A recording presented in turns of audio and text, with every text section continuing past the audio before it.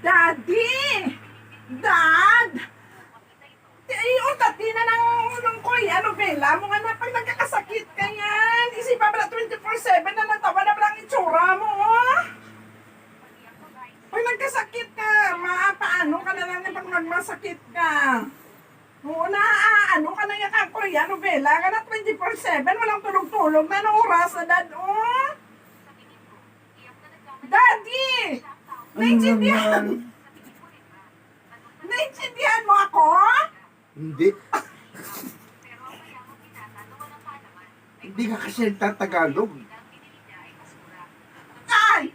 Sabi ko, tigilan mo na yung novela na yan, na Korean novela na 24/7. Kasi gabi na okay lang yan pala, Daddy. Kung ano, kung man pag gabi matulog ka, okay buong araw. Hoy, hello! Narinig mo ako? Hindi nga eh.